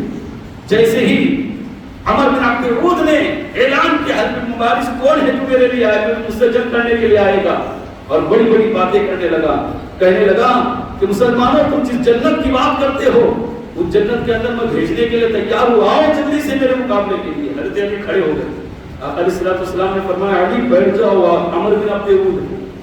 حضرت علی بیٹھ گئے، پھر اس نے اعلان کیا کون ہے جو جنت کے لیے آئے گا؟ حضرت علی پھر کھڑے ہوئے، اللہ کے رسول صلی اللہ علیہ وسلم نے فرمایا بیٹھ جاؤ علی، عمر بن عبد عود کے۔ حضرت علی پھر بیٹھ گئے۔ پھر جب تیسری مرتبہ اس نے اعلان کیا اور اسلام اور مسلمانوں کے بارے میں اس نے برا برا کہنا شروع کیا، اب حضرت علی کرم اللہ وجہہ قریب کھڑے ہو گئے جذبات میں اور کہا یا رسول اللہ صلی اللہ علیہ وسلم اجازت دیجیے، اگرچہ وہ عمر بن عبد عود ہی کیوں نہ ہو اپنے مقابلے کے لیے نکلوں گا، اس لیے کہ وہ اسلام کو چیلنج کر رہا ہے۔ اللہ کے رسول صلی اللہ علیہ وسلم نے فرمایا جاؤ علی اجازت دے دو۔ اب آقا علیہ السلام کی اجازت دی، وہ چھوٹے سے راستے سے ہو کر جب میدان جنگ میں پہنچے نا، حضرت علی کرم اللہ وجہہ قریب پر اس نے ایسا پہلا وار کیا، روایت میں آتا ہے کہ آپ کی خود جو آپ نے سر پر پہنی تھی لوہے کی ہوتی تھی وہ پھٹ کر سیدھا آپ کے پیشانی تک پہنچی اور حضرت علی کرم اللہ وجہ کریم کی پیشانی زخمی ہوئی. حضرت علی کرم اللہ وجہ کریم نے جب دیکھا کہ اس وار کرنے کے بعد وہ سنبھلا بھی نہیں تھا, حضرت علی کرم اللہ وجہ کریم نے اس کے پیٹ پر ایسا وار کیا کہ اس کا جو پیٹ کا حصہ جو ہے وہ باہر کر رکھ دیا, وہ زمین پر گر گیا اور وہیں پر فنار ہو گیا. ملت اسلامی نعرہ بلند کیا انہوں نے. حضرت علی کرم اللہ وجہ کریم علیہ الصلوۃ والسلام کہتے ہیں مجھے سمجھ میں آ گیا کہ اللہ نے حضرت علی کو فتح عطا فرمایا. یہ ہے حضرت علی کرم اللہ وجہ کریم, یہ ان کی شجاعت. ہر جنگ کے اندر ان کا معاملہ یہی تھا کہ آپ شجاعت اور بہادری کے ساتھ لڑ رہے تھے. آپ کو اللہ تبارک و تعالیٰ نے بہت ساری خوبیاں عطا فرمائی تھی, علم ایسا عطا فرمایا تھا کہ آپ کا خود فرماتے ہیں کہ انا مدینۃ العلم وعلی بابها, میں علم کا شہر ہوں اور علی اس کے دروازے ہیں. یہی وجہ ہے کہ آپ کے فیصلے, آپ کی عقل جہاں تک پہنچتی تھی وہاں پر لوگوں کی عقل جو جہاں سے آپ کی عقل شروع ہوتی تھی, لوگوں کی عقل کی حد وہاں تک ہوتی تھی, وہاں پر لوگوں کی عقل ختم ہوا کرتی تھی. ایک واقعہ حضرت علی کرم اللہ وجہ کریم کا, اور پھر اس کے بعد انشاءاللہ حضرت علی کی شہادت پھر آپ اپنی بات کو مکمل کروں گا. حضرت علی کرم اللہ وجہ کریم ایک ذہانت کا واقعہ بتاتا ہوں. دو شخص تھے, سفر کر رہے تھے. دو شخص سفر کر رہے تھے. ایک کے پاس 5 روٹی تھی, ایک کے پاس 3 روٹیاں تھی. دونوں نے آپس میں سوچا چلو ہم مل کر روٹی کھاتے. دونوں نے کہا ٹھیک ہے, بہت اچھی بات ہے. دونوں بیٹھے آپس میں روٹی کھانے. ابھی شروع بھی نہیں کیا تھا کہ ایک شخص آیا تو اس کو بلا دیا, کہا کہ آؤ ہمارے ساتھ کھانے میں شریک ہو جاؤ. وہ شخص بھی بیٹھ گئے. ایک کے پاس 5 روٹی تھی اور دوسرے کے پاس 3 روٹیاں تھی. اب تیسرا شریک ہو گیا. اب تینوں نے مل کر کھا لیا. تینوں نے مل کر کھانے کے بعد جب وہ جانے لگا نا تو اس نے 8 درہم نکالے اور ان دونوں کے پاس دیے, کہا آپس میں بانٹ لینا, آپس میں بانٹ لینا. اب وہ دونوں جھگڑنے لگے آپس میں. دیکھو حضرت علی کا دماغ, دونوں آپس میں جھگڑنے لگے. 5 روٹی والا کہتا ہے کہ 5 روٹی میرے تھے اس لیے 5 میں لوں گا, 3 تیرے تھے اس لیے 3 تو لے. وہ کہتا نہیں, ہم نے تو ساتھ میں مل کر کھائے, 4 تو لے گا 4 میں لوں گا. اب دونوں میں جب بات بڑھی نا, معاملہ پھول پکڑ گیا تو کہا چلو حضرت علی کے پاس جاتے ہیں, وہاں پر جا کر انصاف کرتے ہیں. حضرت علی کرم اللہ وجہ کریم کے پاس گئی. بات حضرت علی نے کہا کرم اللہ وجہ کریم کہ بات صحیح ہے بھائی, یہ جو کہہ رہا 5 روٹی والا اس کی بات مان لو, یہ بات اچھی کہہ رہا ہے, صحیح کہہ رہا ہے. کہا کیا کہہ رہا, کہا 5 روٹی اس کے تھے تو 5 مانگ رہا, اس کو دے دو. 3 روٹی تمہارے تھے, 3 تمہارا حصہ بنتا ہے. کہا نہیں میں نہیں مانتا, ہم نے سب نے مل کر بات کر کھائے ہیں تو لہذا میں 4 ہی لوں گا, اس کو بھی 4 ہی لوں گا. کچھ لالچی قسم کے لوگ اس طرح کے ہوتے ہیں. حضرت علی کرم اللہ وجہ کریم کو غصہ آیا, کہا کہ وہ 3 لے رہا ہے, یہ لے لے, اس میں بھلائی ہے تیری, ورنہ اگر میں انصاف کروں گا نا تو تیرے پاس ایک ہی بچے گا. وہ حیران ہو گیا. حضرت علی کہتے ہیں اگر میں انصاف کروں گا تو تیرے پاس ایک ہی بچے گا, صاحب اس کو ملے گے. وہ حیران ہو گیا, کیسے انصاف کریں گے. اگر یہ بات ہے تو ٹھیک ہے, مجھے آپ انصاف کر ہی دیجیے, مجھے ایک ہی کافی ہے, ایک ہی لوں گا میں, اگر آپ انصاف سے ثابت کر دیں. حضرت علی کرم اللہ وجہ کریم نے کہا بتاؤ روٹیاں کتنی تھی.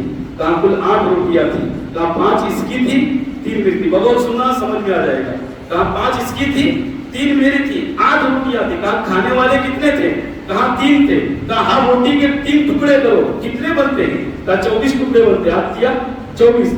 ہر روٹی کے 3 ٹکڑے کیے جائے تو 8 کیا 24, یعنی ہر روٹی میں سے ایک ٹکڑا اس نے کھایا, ایک اس نے کھایا, اس نے کھایا, تینوں نے ایک ٹکڑا کھایا. تو اب پتہ یہ چلا کہ 8 روٹی ہے, کھانے والے 3 ہیں اور ٹکڑے ہوئے 24, اور سب نے ایک ایک 8 کھائے. ظاہر سی بات, 8 کیا 24 تو ہر ایک نے کتنے کتنے کھائے, 8 کھائے نا. سمجھ میں نہیں آ رہا ہے, سمجھ میں آ رہا ہے. جب روٹی کے 8 روٹی کے 3 ٹکڑے کیے اور تینوں نے ایک ایک دیا تو ہر ایک نے 8 ٹکڑے کھائے. تو اب حضرت علی کرم اللہ وجہ کریم نے پوچھا کہ یہ بتا کہ تو نے 8 ٹکڑے کھائے, 8 ٹکڑے اس نے کھائے, 8 ٹکڑے اس نے کھائے, تیری روٹی کتنے تھی. کہا میری روٹی 3 تھی. کہا 3 روٹی کے 3 ٹکڑے کریں گے تو کتنے ٹکڑے ہو گئے. کہا 9 ٹکڑے ہو گئے. کہا 9 ٹکڑے ہوئے اور 9 ٹکڑے میں سے 8 ٹکڑے تو خود کھا گیا ہے اور تیری روٹی کا بچا 1 ٹکڑا ہے جو اس نے کھایا ہے, اور اس کے پاس 5 روٹی تھی, اس کے 3 ٹکڑے کریں گے تو ہوں گے 15 ٹکڑے. لہذا 15 میں سے 8 وہ کھایا ہے اور 7 اس کی روٹی کے اس نے کھایا ہے. لہذا تیری روٹی سے صرف 1 ٹکڑا اس نے کھایا ہے اور اس کی روٹی سے 5 والی کے 7 ٹکڑے اس نے کھائے ہیں. اس لیے 1 درہم تجھے ملے گا اور 7 درہم اس کو ملے گا. یہ ہے حضرت علی کرم اللہ. ایسے اگر ان کے دماغ کے اور ان کے ذہانت کے واقعے سماعت کرے گی نا دل بار بار ہو جائے گا. لیکن حضرت علی کرم اللہ وجہ کریم پھر وہ وقت آتا ہے کہ آپ کو بڑا ستایا جاتا ہے, آپ کے ساتھ بڑا ظلم ہوتا ہے, بڑی پریشانیاں. آپ کو جو 4 سال خلافت کی ہے نا اس میں آپ کو بڑی تکلیفیں دی گئی, بڑی اذیتیں دی گئی, اتنا ستایا گیا کہ ایک دن خود فرماتے ہیں کہ میں نے خواب دیکھا, آقا علیہ السلام کی زیارت ہوئی, اللہ کے رسول تاجدار مدینہ صلی اللہ علیہ وسلم نے وہ مختصراً شہادت بیان کر رہا ہوں, ورنہ شہادت بہت طویل ہے, کس وجہ سے ہوئی تھی وہ سارا واقعہ پھر کبھی سناؤں گا. آج مختصراً شہادت پڑھ کر اپنی بات کو مکمل کرتا ہوں. حضرت علی کرم اللہ وجہ کریم نے کہا کہ میں نے آقا علیہ السلام کو خواب میں دیکھا, اور کیا دیکھتا ہوں کہ اللہ کے رسول صلی اللہ علیہ وسلم سے میں نے کہا یا رسول اللہ لوگوں نے کجروی اختیار کی ہے, لوگوں نے زیادتی شروع کر دی ہے میرے ساتھ, لہذا آپ مجھ پر نظر کرم فرمائیے. آقا علیہ السلام نے ارشاد فرمایا کہ اے علی ان کے لیے دعا کرو. تو حضرت علی نے اپنے ہاتھوں کو بلند کیا اور کہا یا اللہ مجھے ان لوگوں سے بہترین لوگوں میں پہنچا دے. حضرت علی جب اٹھے تو کہنے لگے کہ یقیناً اس دعا کا مطلب یہ ہے کہ آپ نے زیادہ دن اس دنیا میں نہیں رہنے والا. حضرت علی کرم اللہ وجہ کریم کا طریقہ کار یہ تھا کہ آپ فجر کی نماز کے لیے جاتے تھے, راستے سے اٹھا کر لوگوں کو جاتے تھے. عبد الرحمن ابن ملجم جو ہے ایک جو خارجی تھا, حضرت علی کرم اللہ وجہ کریم کے تاب میں بیٹھا ہوا تھا. جیسے ہی آپ مسجد کے اندر داخل ہوئے عبد الرحمن ابن ملجم نے حضرت علی کرم اللہ وجہ کریم پر وار کیا, آپ زخمی ہوئے, آپ کو گھر پہ لایا گیا. لہذا حضرت اس کو بھی پکڑا گیا, عبد الرحمن ابن ملجم کو بھی پکڑا لوگوں نے. گھر پہ لانے کے بعد حضرت علی کرم اللہ وجہ کریم رمضان المبارک کا مہینہ تھا, 17ویں روزے پر کو آپ پر حملہ ہوا تھا, اور آپ 21ویں روزے کو آپ اس دنیا کو چھوڑ کر اپنے مالک حقیقی سے جا ملے. برادران ملت اسلامیہ, لیکن آپ نے جب آپ جانتے ہو جس نے قتل کیا تھا اس کے ساتھ کیا ماجرا ہونے والا تھا. لوگ الگ الگ باتیں کرتے تھے, لیکن ایسے عالم میں بھی حضرت علی کرم اللہ وجہ کریم نے کہا تھا کہ سنو اس نے جس طرح سے مجھے قتل کیا ہے ویسے ہی قتل کرنا, اس سے زیادہ اذیت اس کو مت دینا. قتل کا بدلہ قتل ہے, لیکن اسی انداز میں اس کو قتل کرنا. لوگ کہتے کہ ہم اس کو جلائیں گے, ہم یہ کریں گے, وہ کریں گے. کہا ہرگز نہیں, ایسا مت کرنا. برادران ملت اسلامیہ 21 رمضان المبارک کو حضرت علی کرم اللہ وجہ کریم نے جام شہادت کیا. یقیناً 21 رمضان المبارک کو آپ کو ہمیں چاہیے کہ ان کی یاد منائے اور ان کا عرس منائے, ان کے نام کی فاتحہ خالی کرے. اللہ تعالیٰ سے دعا ہے کہ ہم نے جو کچھ بھی سماعت کیا اس میں غلطیاں ہو گئی ان کو سے معاف فرما, پہلے سنت سے عمل کرنے کی توفیق عطا فرما. السلام علیکم ورحمۃ اللہ وبرکاتہ.